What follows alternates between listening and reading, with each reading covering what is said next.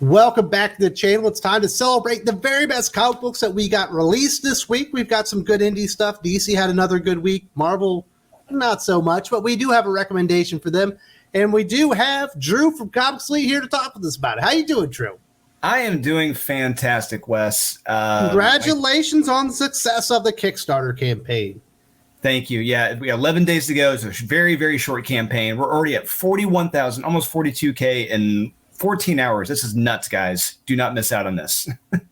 Absolutely. So go to Kickstarter and check that out. We'll talk also at the end here. But let's get right into the comic books that we're going to talk about that are out right now that we want to recommend. My big recommendation on the indie scene, Nightclub #2, Image Comics, Mark Millar, Juan and Ramirez. The first issue was a lot of setup. It wasn't paced like a normal Mark Millar issue. This one picks up the pace and then some. It's all about the action. The three young men that are now vampires that have decided to turn into superhero vampires are out there kicking butts, taking names. Things are going very well for them. It turns out that they are an exceptional crime-fighting team, but I imagine, based on the first issue, that this is not going to last, and we've got some dark days ahead for these guys. But at least for one issue, they were pretty damn successful. It was a lot of fun.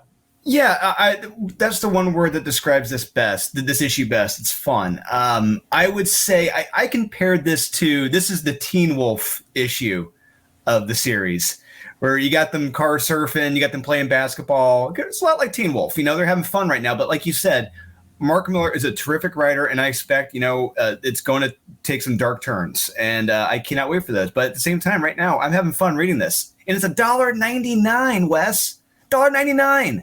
You can't beat this. Beat that. No, you can't. Won't. And the art is absolutely fantastic by Juan and Ramirez. So if you're looking for some good superhero fare, if you like Mark Millar, definitely check this one out. And if you're put off by maybe there wasn't enough action in the last issue, they more than make up for it this one. This one is basically all action. The other indie comic book I'm going to recommend, Barbaric, Hell to Pay, #1, Vault Comics, Michael Moriarty, Nathan Gooden. We've normally spent a lot of time with Owen and the Axe. This issue, we barely see Owen at all. He's actually in hell, which happened in the last miniseries. Very interesting stuff. We're getting a couple of side characters more spotlighted. Steel and is it Soren? Something like that. They're with the Axe. They've got to free Owen from hell. They're on a quest. And I thought it was a lot of good fun. It was pretty good seeing Axe bust somebody else's balls within the comic book. And if you like action and orcs falling to the blade, it's a good comic book. Yeah, absolutely. Yeah, this is another one. Very action-centered comic, very kinetic, and I can't wait for the next issue because we're shown where Owen is and who he's with at the end of this issue, and I really hope we follow through with that on the next issue because that's the interesting part. I want to see what he's going through, his trials and tribulations, and see if it's as nerve-wracking as having to carry around an annoying axe that won't shut up. But yeah, Michael Moriarty's done very good stuff with Barbaric, and now I guess we're into the third mini series. Definitely check that one out. If you haven't read Axe, there are only 3 issues each per arc, so you've only got to catch up on 6 issues to get into this one, and you definitely will want to do that because it's a lot of fun. You're recommending Art Brut #2 from Image Comics, W. Maxwell Prince, Martin Morazzo. A lot of people will know those two as a creative duo from Ice Cream Man. They did Art Brut before that, and it's actually been published as a graphic novel. They've decided to release it as individual issues at Image Comics. I know you're an enormous fan of this, and you're really enjoying the new format. Yeah, absolutely. I'm enjoying this format. It's terrific. Yeah, in case you guys didn't get those original trades, you can read it now because, this is really a good time to really show how talented W. Maxwell Prince is, and this creative team as a whole, even before Ice Cream Man. So you guys can really just see, yeah, these guys are for real, and they're consistently awesome and just wild and crazy. So in this issue, the murders are continuing. Our heroes are going through the Mona Lisa, and we discover that the world that the artists have made is becoming ill. And sure enough, they find a tumor. But by the end, it looks like we may have a culprit as to who may be behind all the death and destruction as well. I recommend this all the way. In another universe, this could be a great Doom Patrol comic. I could really see this being a Doom Patrol series. But it is what it is, and I love it. I love it for what it is, and I cannot recommend this enough. You guys do need to check this out. If you have not discovered W. Maxwell Prince, I don't know what to tell you, especially if you're a horror fan, because the guy is probably as good as it gets right now. Most of you, if you like crime noir, you know who Ed Brubaker is. If you're a horror fan, you should know who W. Maxwell Prince is, and you should be supporting him. Absolutely brilliant guy. The other Image comic you're recommending, I Hate Fairyland #3, Scotty Young, Brett Bede. Yeah, I just, I didn't read the original run because I saw the covers and I'm just like, this turns me off. But Scotty Young has gotten me on his side after reading Twig, Strange Academy. He's a talented writer. I got to give it to him. He really is. And in this issue, it looks like we have a little Gremlins Tribble situation here. And the way it ends, I didn't expect that to happen. But hey, that's what I like about Scotty. I don't know what to expect, what he's going to do. And I can't recommend this enough. It is so well drawn. It's funny. It's actually legitimately funny. There are so many comics now that try to be funny that just fall flat in their face. And Scotty is a legitimately talented, funny writer. And I cannot recommend this one enough either from Image. You guys do need to check out I Hate Fairyland #3. If you're a Scotty Young fan and you haven't read Middle West, which is actually complete at this time, that is another Scotty Young fantastic series. Maybe not all ages appropriate, but certainly accessible to young readers as well. Scotty Young is absolutely kicking butt and taking names in the comic book industry. And those are our indie comic book recommendations. Let's go over the big two. You've got one Marvel comic to talk about. Everyone loves Spider-Man, Kraven's Last Hunt. We've got Spider-Man, The Lost Hunt #3, J.M. DeMatteis, Eder Macias, returning to that time frame, one of these wonderful throwback miniseries that Marvel Comics are producing, allowing us to skip away from their terrible in-continuity stories and revisit stuff we actually liked from 20, 30, 40 years ago. And this is another one of those series right up there with the stuff that Peter David was doing. Yeah, absolutely. So this story takes place in the 90s after Peter and Mary have left for Oregon to start a family, and Ben's taken over as the new Spider-Man. So if you haven't read it recently, the past 2 issues, Peter is struggling right now. He's and he needs to be healed spiritually right now. And Kraven's mother may just be that person. But when we get into Peter's psyche, holy shnikes, we get Kyle Hott's. His art is perfecto, chef kiss. You just see the full-on insanity of just how crazy his mind is right now. And it is horrific. It's perfect. And by the end of this, hopefully he's been 100% healed. I don't know, because by the end he looks a little wild and crazy.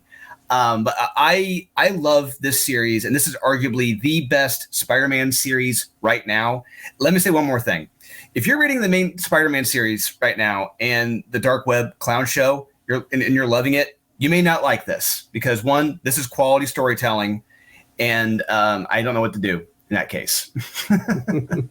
If you have good taste in comic books, this is the Spider-Man comic book for you. Leave that stupid dark web nonsense. It is not going very well for Marvel Comics behind, and go back to something that was actually good in the 90s. Let's move over to DC Comics. We have a couple of comic books to recommend. Most people are not going to be surprised. We've been recommending both of these series for quite some time. Batman, Superman, World's Finest, #11, Mark Waid, Dan Mora, the best ongoing series from the big two, bar none, not even close in my opinion. Boy Thunder has been outed. We know the big reveal. We know his identity. And it's time for him to say goodbye to Superman, Batman, and the rest of the Justice League and all that kind of stuff. I'll be honest, it got me in my feel spots. I did not expect to feel anything quite like that for the character. Done very, very well. And tip of the cap to Mark Waid and Dan Mora, because this continues to be the must-read comic book in all of comic books. You're absolutely correct. And if you're new to this show, you're not familiar with the Comics Elite YouTube channel, we read and review every comic every week. And typically how it works for me is that I save the very best for last. It's like usually the last book I'm going to read. And every single week, World's Finest has been the last book I'm going to read because it's the best every damn week. Because Mark knows these characters inside and out, and there is no other way around it. Each character, what they're saying, what they're doing, it's all believable, and it's what the characters would do. The relationship between Batman and Superman is perfect. Between Dick Grayson, the other Titans, Dick Grayson and Barbara, and Supergirl, it all makes sense. It's all believable. It's all believable. No one's saying any LOL so random joke crap that you get in Marvel today from the X line. It's all believable. There's a great degree of verisimilitude here. That's what I love about it. And by the end of this issue, holy crap! He leaves. It's not necessarily. I don't know if you can say it's a cliffhanger. It kind of is in a way, but we know where it's headed to potentially. You guys do have to check this out. And I know people have their thoughts about Mark Waid, what he's said and done. But please do your best to separate the art from the artist. do check this out. Do read this, because this is quality storytelling, just like Spider-Man: The Lost Hunt. You guys got to check this out. And if you're a fan of Silver Age DC Comics, this has some cameos you might be just a little bit interested in. Just going to throw that one out there as another reason to go check this one out. Absolutely brilliant stuff. The final comic book we'll recommend, Flash 791, Jeremy Adams, Roger Cruz, the second part of the 1 Minute War.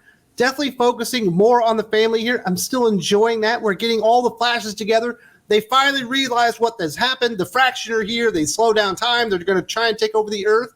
The only issue I have with this comic book, and I hate to say it, but I have to be honest here, I wish they could have given the villains a bit more. It feels like not all that big. I understand it's more focusing on the Flash family, but I wish they could have built up the villains to be like a real big threat. And I don't know that they actually did that. They're kind of flat for me. Otherwise, another very strong issue. Yeah, he kept it very simple, basically what they're after. And it's like, oh, that's it. Okay. I was expecting, something bigger, like you said.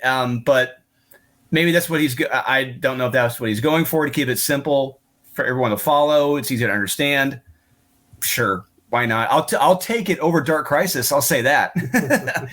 But we see the devastation, the hundreds, if not thousands, did. It's amazing. We like I said, we find out what the alien race wants, and you discover that there's a special energy source on this planet that's around the Central City area. The art is solid, the dialogue, the pacing, great cliffhanger at the end. I really do truly hope they follow through on this potential death. If they do, I got to give them all the kudos in the world. But I've got a strong feeling they may end up pulling back on that. But we'll see what happens. But yeah, do check this out in the meantime, guys. Flash 791, terrific read. I like Jeremy Adams. I like what he's doing on Flash, but there's no way that death is permanent. Absolutely not. There's just no way. It's whatever. It just fits right in the story the way they are going to undo it. That is neither here nor there. If you're enjoying 1 Minute War, so am I. So is Drew. I just wish the villain was a little bit more, but that's perfectly fine. It's better than most comic books out there, and it's absolutely worth your time. Whether it was published 5 years ago or today, it's a good comic book story. Drew, like I said, congratulations. Well over $40,000 on the Kickstarter campaign. It's only a short little window. What do people need to know about Born of Blood Special Edition number 3? Yes, so 11 days to go. We're offering this weekend only, the next 36 hours left. We're offering a Jamie Tyndall Born of Blood collector's box where you can pick and choose your trade and virgin set you want in that box. And we also have this weekend only the Shikari launch special as well. Shikari is one of the hot new artists right now, and those are selling like hotcakes because people know there's only like 30 some odd hours left on that. And like I said, 11 days to go. It's on Kickstarter, Born of Blood 3 special edition. Do check this out, guys. I truly, if you have backed it, I want to say thank you from the bottom of my heart. This is incredible. This is amazing.